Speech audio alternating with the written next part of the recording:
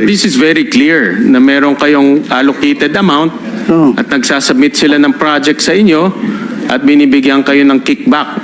Wala ho. 10%, 15%, and pag sinuma ho natin lahat yan, aabot yan to 2.2 billion pesos. This is what I deny, Your Honor. Ano nyo, hindi ko ho makita. Sa Bulacan, sa Davao Oriental, may ghost project.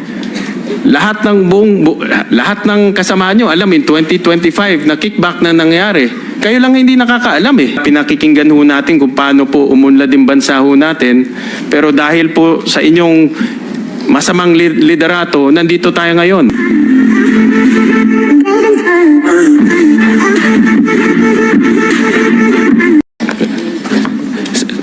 Thank you, Mr. Chairman. I believe I still have 3 minutes. This is my last question, Mr. Chair, and gusto ko ma-take advantage po yung presence ni former Secretary Bonoan na nandito. Secretary Bonoan, nabasa niyo na po itong affidavit ni Yusek Bernardo? No, Your Honor, I have not... Hindi nyo ho nabasa ito, pero this was furnished to us during one of the hearings ng Blue Ribbon at na-implicate kayo dito many times. No? And let me just read. On page 18, sometime in 2022, Secretary Bonoan directed me to submit a list of projects for possible inclusion in the NEP for fiscal year 2023 worth around 450 million. And in the same page, Engineer Alcantara gave 10% of the value of the projects. In page 19,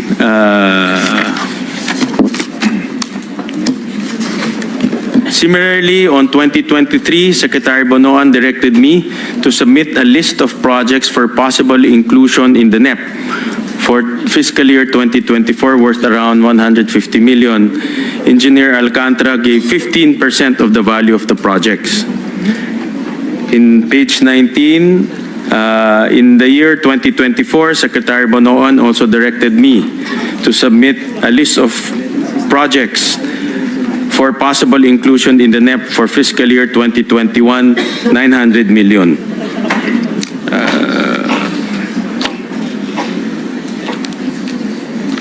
Tapos, in page 20,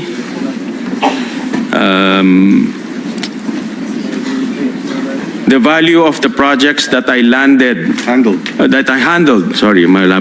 handled for Secretary Manny Bonoan was at least 5 billion per annum for the years 2023, 2024, 2025 with a 15% average commitment. Of this 15% average commitment, Secretary Manny Bonoan, 75% usually would give me 25% of the commitment, with the rest of the commitment shared between him and Secretary Cathy Cabral. And in one of our budget hearings, I believe, kinumpute po ito ni Chairman Senator Lacson and Senator Kiko Pangilinan, ang SOP na napunta sa inyo is worth 2.25 billion pesos since 2022. Well, ano po ang masasabi niyo ho dyan? I think, Your Honor, I think this is something, well, I think I issued a denial on this at one point in time when I learned about, I have not read the entire affidavit, but I issued a denial to it. I don't even recall actually talking about any projects at all. If there will be proposals from them, I just... but this is very clear na meron kayong allocated amount at nagsasubmit sila ng project sa inyo at binibigyan kayo ng kickback. Wala ho. 10%, 15%, and pag sinuma ho natin lahat yan, aabot yan to 2.2 billion pesos. This, I completely deny, Your Honor. I don't have any allocable amount. Mamaya, pagsasalita namin si Congressman Leandro Libiste. Opo. And I think he will negate what you just stated, na wala kayong allocable. Kung hindi man allocable, baka non-allocable. Pero meron. Anyway, sige. But Mr. Chairman, whether allocable, non-allocable, nakakuha kayo ng kickback. Wala po. And the fact is, nandito tayo ngayon dito sa hearing because for the last 4 years, pinabayaan yung nangyayari to under your watch. You're the secretary of For the 3 years, Your DPWH. Honor. 3 years, 2 years, 3 years. Secretary kayo ng DPWH. May mga ghost projects. May 20-25% nangyayari sa ilalim po ng inyong opisina. Kaya ako ho, personally, ako naniniwala po ako dito eh. Paano ho isang secretary palalampasin nyo itong nangyayari sa atin? Kaya ho tayo nandito sa ganitong sitwasyon ngayon eh. Your Honor, as Secretary of the Department, I have general oversight. I have general oversight of all the implementation. Pero kung kasali ho kayo dito sa mga kickback, yung oversight na yan, walang kwenta ho yan.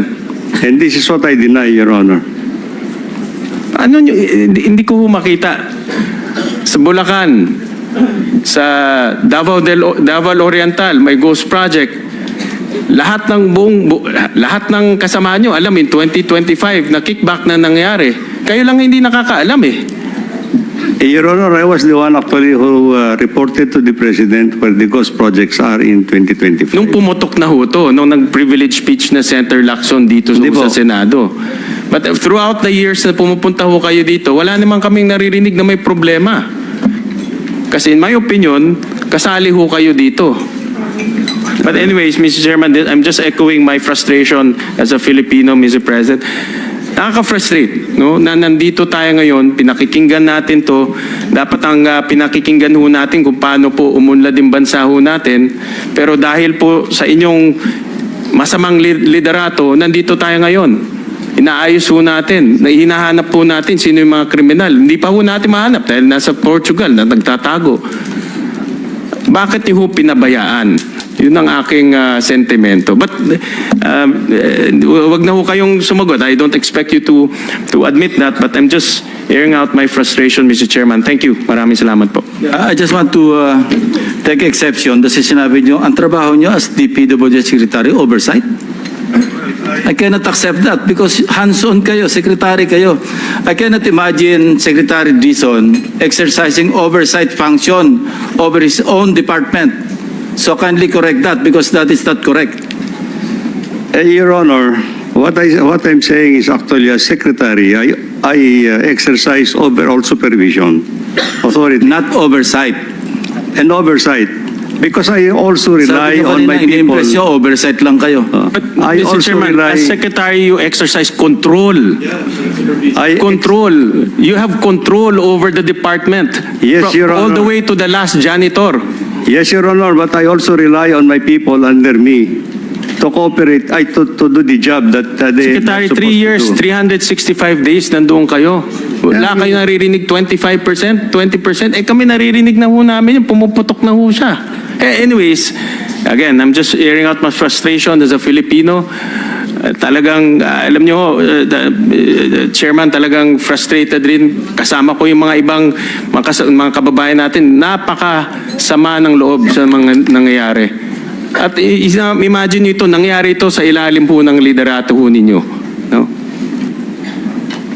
Tinuturo nyo mga subalterns ninyo, mga subordinates. Are you thinking ahead? You're planning to invoke the Arias Doctrine? Mabuti nandito yung DOJ. Mukhang anticipate nyo na kung ano yung defense ni Secretary Bernardo, Secretary Bonoan. Mag-i-invoke yan ng Arias Doctrine. Your Honor, what I'm just trying to say is actually, in the hierarchy of the department, of course, I exercise overall supervision, no? But I have also undersecretaries under me, assistant secretaries, regional directors, and... Ang point ko, Mr. Secretary, parang you're thinking ahead. Kung sakaling nasa korte na, yun ang i-invoke ninyo. Anyway, are you done? So, Senator Pangilinan is next. Thank you, Mr. Chairman. Itutuloy ko lang, no? Well, just for the record, under our Philippine jurisprudence, a general denial is actually very weak in the face of specific allegations. So, yung general denial ninyo, baka kailangan nyo ng mas mahusay na abogado, former Secretary Bonoan, because it will not hold water. But anyway, having said that, we would also like to raise some questions on the testimony of the affidavit of former Yusek Bernardo. So, based on this denial of the good secretary, Mr. Bernardo, you continue to stand by your affidavit, is that right? Yes po, Mr. Chair. Would you like to add, because obviously it's his word against yours? Mr. Chair, I have already signed my affidavit, so I affirm and I will stand by it po. Okay, thank you.